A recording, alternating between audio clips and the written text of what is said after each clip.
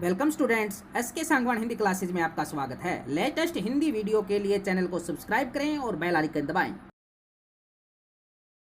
ये विद्यार्थियों, मैं संदीप कुमार, हिंदी प्राध्यापक, आज आपके सामने आपकी पाठ्य पुस्तक स्थिज भाग 1 के काव्य खंड से साखियां और पद लेकर प्रस्तुत हूं। कबीर की साखियों की व्याख्या शुरू करने से पहले हम कबीर के जीवन परिचय के बारे में पढ़ेंगे। शुरू करते हैं। कबीर के जन्म और मृत्यु के बारे में अनेक किंवदंतियां प्रचलित हैं। किंवदंतियां होता है सुनी सुनाई बातें, लोक प्रचलित बातें। कहा जाता है कि सन 1398 में काशी में उनका जन्म हुआ और सन 1518 के आसपास मगहर में देहांत। तो माना जाता है जन्म 1398 में काशी में और मृत्यु 1518 में मगहर में। कबीर ने विधिवत शिक्षा नहीं पाई थी, परंतु विधिवत का मतलब वो कहीं विद्यालय में शिक्षा ग्रहण करने नहीं गए थे, परंतु सत्संग, पर्यटन तथा अनुभव से उन्होंने ज्ञान प्राप्त किया था। भक्तिकालीन निर्गुण संत परंपरा के निर्गुण संत परंपरा वह संत परंपरा जिसमें ईश्वर को एक माना जाता है और उसका कोई रूप रंग आकार नाम नहीं होता, उसको निर्गुण संत परंपरा कहते हैं। और सगुण संत परंपरा होती है जिसमें ईश्वर का रंग रूप आकार और नाम होता है, उसको सगुण संत परंपरा कहते हैं। तो कबीरदास जी थे भक्तिकालीन निर्गुण संत परंपरा के प्रमुख कवि। कबीर की रचनाएं मुख्यतः कबीर ग्रंथावली में कहाँ संग्रहित है? कबीर ग्रंथावली में संग्रहित है, किंतु कबीर पंथ में उनकी रचनाओं का संग्रह बिज्जक ही प्रामाणिक माना जाता है। कबीर पंथी लोग हैं वो बिज्जक को ही प्रामाणिक मानते हैं। कुछ रचनाएं गुरु ग्रंथ साहब में भी संकलित है। कबीर अत्यंत उदार, निर्भय तथा सद्गृहस्थ संत थे। राम और रहीम की एकता में विश्वास रखने वाले कबीर ने ईश्वर के नाम पर चलने वाले हर तरह के पाखंड, भेदभाव और कर्मकांड का खंडन किया। उन्होंने अपने काव्य में धार्मिक और सामाजिक भेदभाव से मुक्त मनुष्य की कल्पना की। ईश्वर प्रेम, ज्ञानता, वैराग्य, गुरु भक्ति, सत्संग और साधु महिमा के साथ आत्म बोध और जगत बोध की अभिव्यक्ति उनके काव्य में हुई। कबीर की भाषा की सहजता ही उनकी काव्यात्मकता की शक्ति है। जन भाषा के निकट होने के कारण उनकी काव्य भाषा में दार्शनिक चिंतन को सरल ढंग से व्यक्त करने की ताकत है। यहाँ संकलित साखियों में जो आपके पाठ्यक्रम में साखियां दी गई है, उनमें यहाँ संकलित साखियों में प्रेम का महत्व, संत के लक्षण, ज्ञान की महिमा, बाह्य आडंबरों का विरोध आदि भावों का उल्लेख हुआ है। पहले शब्द पद में बाह्य आडंबरों का विरोध एवं अपने भीतर ही ईश्वर की व्याप्ति का संकेत है, तो दूसरे शब्द में ज्ञान की आंधी के रूपक के सहारे ज्ञान के महत्व का वर्णन है। कबीर कहते हैं कि ज्ञान की सहायता से मनुष्य अपनी दुर्बलताओं से मुक्त होता है। शब्द संपदा में शब्दार्थ देखते हैं।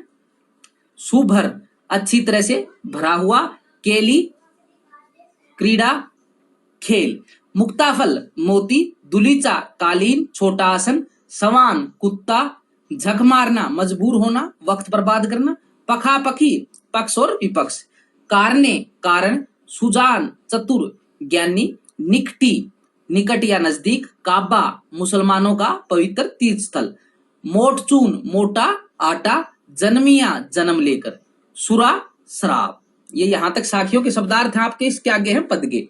ये भी देखो, टाटी, टट्टी या पर्दे के लिए बनाए हुए बांस आदि की फटियों का पल्ला, थूनी, स्तंभ या टेक, बलिंडा, छप्पर की मजबूत मोटी लकड़ी, छानी, छप्पर, बांडा फूटा, भेद खुला, निरचू, थोड़ा भी, चूहे, चूता है या रिश्ता है, बूठा, बरसा, खीना, छीन हुआ।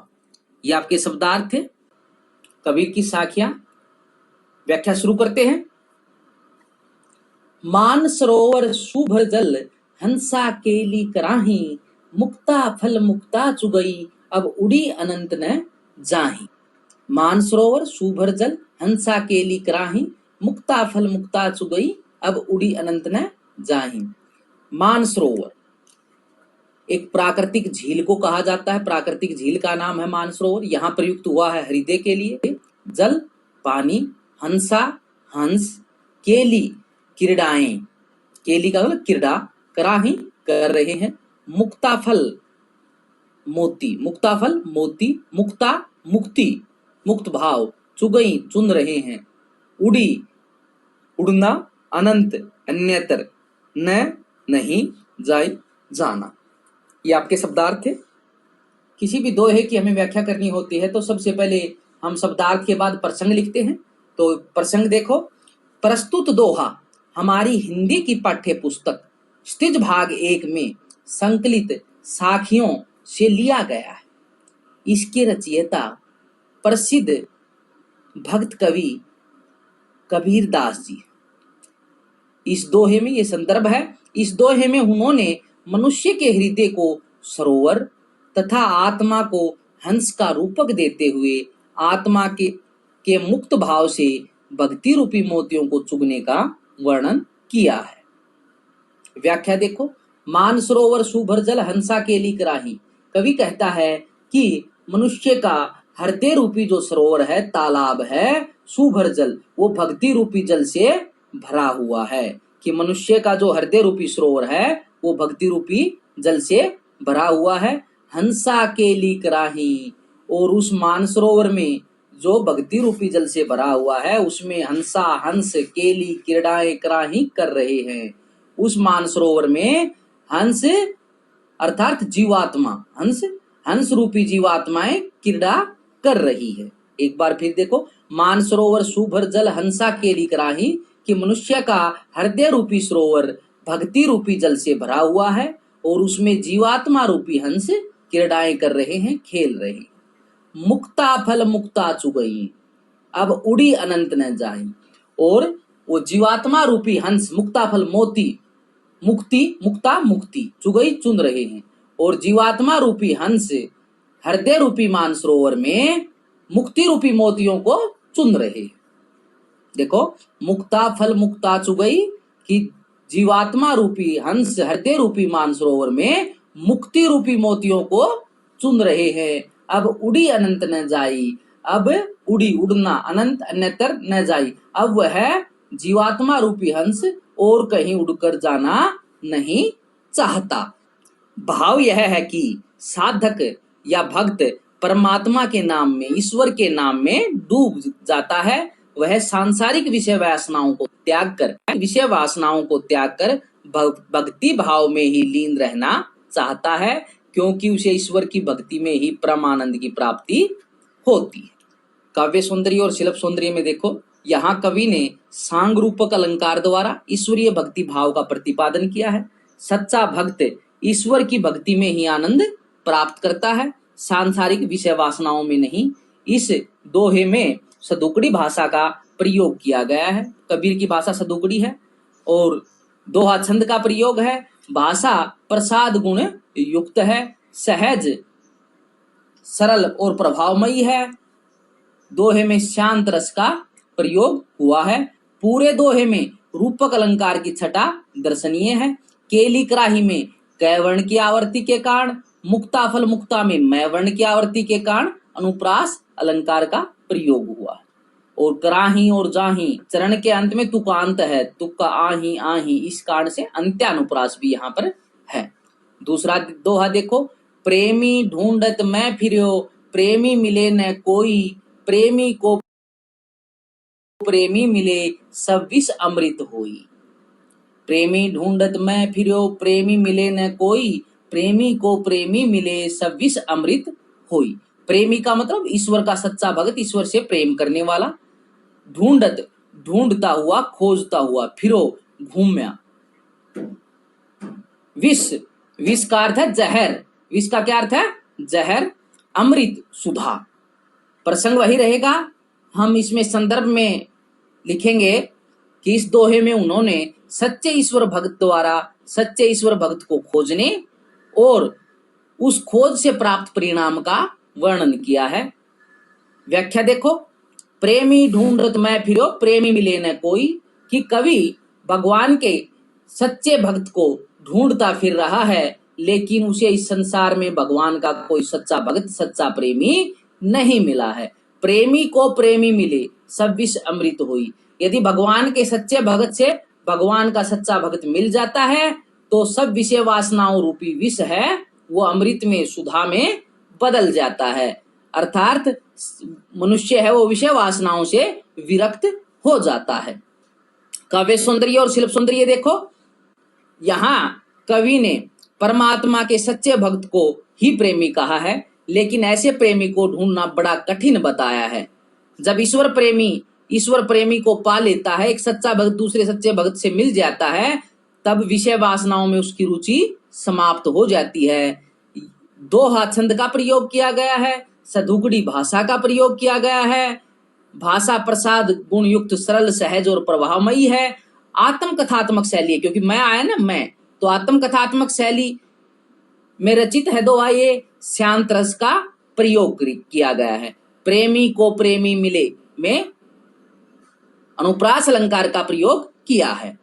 तीसरा दोहा देखो, हस्ती चढ़िए ज्ञान को सहज दुलीचा डारी, सवान रूप संसार है भूकन दे जख मारी।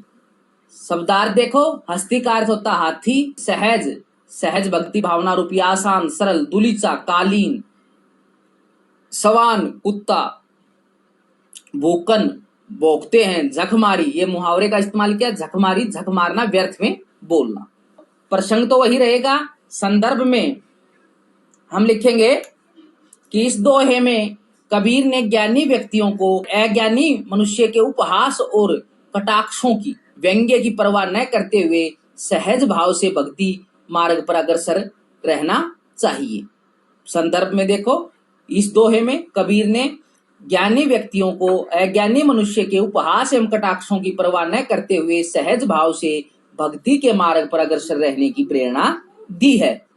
व्याख्या देखिए, कबीरदास जी कहते हैं हस्ती चढ़िए ज्ञान को, कि ज्ञान रूपी हाथी पर चढ़ना चाहिए। हस्ती हाथी चढ़िए ज्ञान को, कि ज्ञान रूपी हाथी पर चढ़ना चाहिए। सहज दुलीचा डारी, कि सहज का मतलब सरल भक्ति, सहज आसान भक्ति भावना को लेकर सरल भक्ति का तरीका साधन अपनाकर सरल भक्ति रूपी कालीन डालकर ही ज्ञान रूपी हाथी पर चढ़ना चाहिए।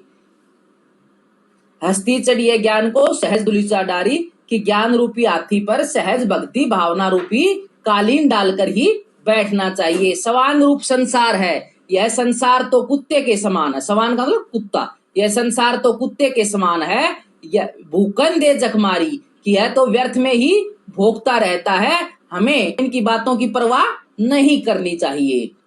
कबीर जी कहते हैं कि इनकी आलोचना की परवाह किए बिना ही मनुष्य को भक्ति मार्ग पर आगे बढ़ते जाना चाहिए, ताकि उसे ईश्वर की प्राप्ति हो। भाव सौंदर्य और शिल्प सौंदर्य देखो, यहाँ कवि ने संसार की तुलना एक कुत्ते के साथ की है, जो व्यर्थ में ही दूसरों की आलोचना करता रहता है।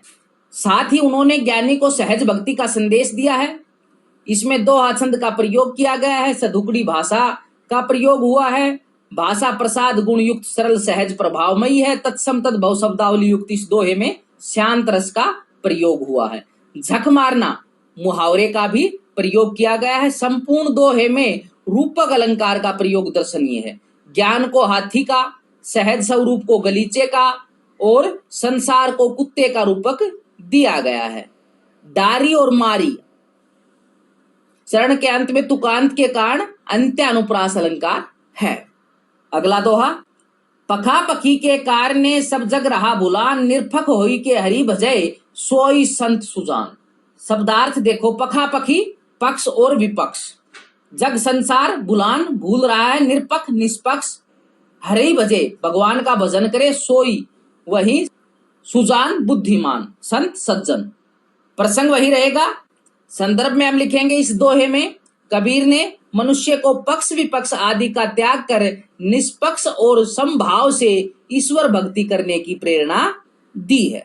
पखा पखी के कारण सब जग रहा भुलान, निरपख होई के हरि भजे सोई संत सुजान।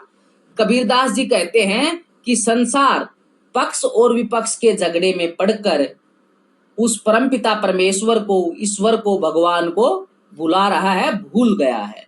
कबीर जी कहते हैं कि संसार के लोग तो पक्ष और विपक्ष के झगड़े में पड़े हुए हैं, इस कारण से ये परमपिता परमेश्वर, ईश्वर भगवान को भूल चुके हैं। निरपक्ष होई के हरि भजे, कबीरदास जी कहते हैं कि जो निष्पक्ष, निरपक्ष निष्पक्ष, कि जो निष्पक्ष भाव से भगवान का भजन करता है, भगवान की भक्ति करता है, वही बुद्धिमान तो सज्जन है, वही बुद्धिमान सज्जन होता है।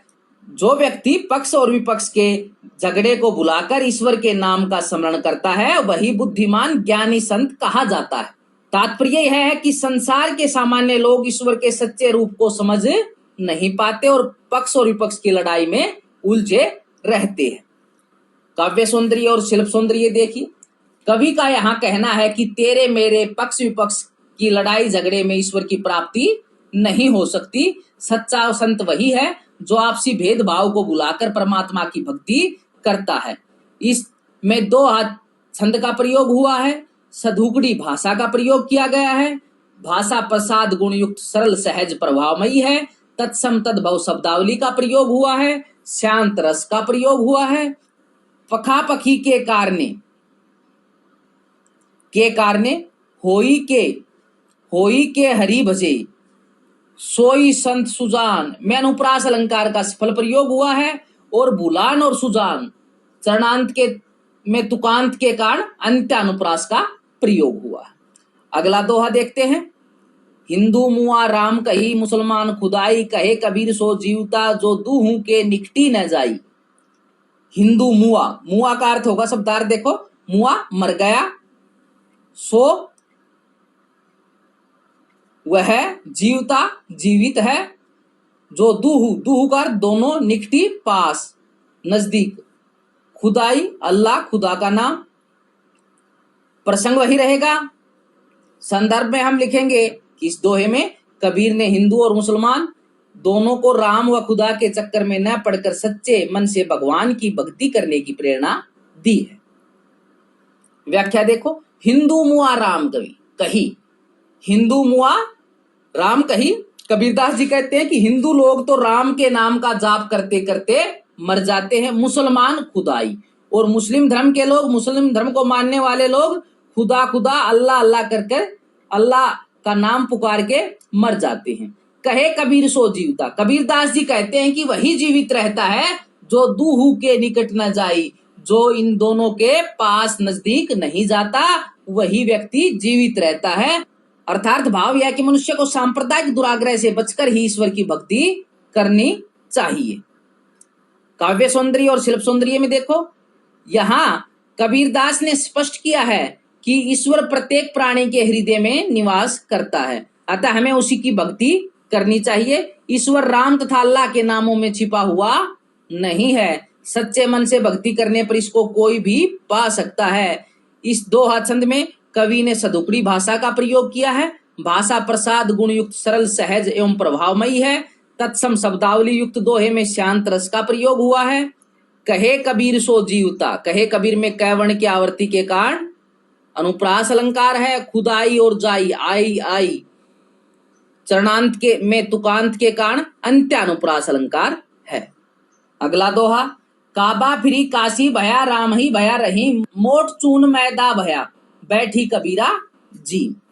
काबा मुस्लिमों का प्रसिद्ध तीर्थ स्थल है। काबा मुस्लिमों का प्रसिद्ध तीर्थ स्थल है। काशी बनारस हिंदुओं का पवित्र स्थल है। मोट मोटा, चून आटा, और जीम खाना या खा लिया। प्रसंग वही रहेगा। संदर्भ में हम लिखेंगे, इस दोहे में कबीर जी ने स्पष्ट किया है कि परमात्मा घट घट में निवास करने वाला है, उसे न तो तीर्थ स्थानों पर पाया जा सकता है, न ही किसी विशेष नाम से। काबा फिरी काशी भया, रामई भया रहीम। कबीरदास जी कहते हैं कि यदि हम संप्रदाय का आग्रह छोड़ दें और मध्यम मार्ग को अपनाएं तो काबा काशी हो जाता है और राम रहीम बन जाता है। ऐसा करने से सांप्रदायिक रूढ़ियां समाप्त हो जाती हैं। ऐसी स्थिति में भेदभाव का मोटा आटा अभेद रूपी मैदा बन जाता है। भेद का जो मोटा आटा है वो अभेद रूपी मैदा बन जाता है, और कबीरदास जी इस अभेद की स्थिति में मैदे का भोजन करते हैं, अर्थात वे भगवान के स्थूल रूपों को त्याग कर सूक्ष्म रूप की भक्ति करते हैं। काव्य सौंदर्य और शिल्प सौंदर्य देखिए। यहाँ कबीर जी ने स्पष्ट किया है कि परमात्मा को चाहे कहीं भी ढूंढो और किसी भी नाम से पुकारो, लेकिन वह वास्तव में एक ही है। उस ईश्वर को राम कहें अथवा रहीम, इससे कोई फर्क नहीं पड़ता। काबा हो या काशी, वह ईश्वर हर जगह विद्यमान है। इसमें दोहा छंद का प्रयोग किया गया है, सदुकड़ी भाषा का इस्तेमाल हुआ। भाषा प्रसाद गुण युक्त, सरल, सहज, प्रभावमयी है। तत् शब्दावली युक्त इस दोहे में शांत रस का प्रयोग हुआ है।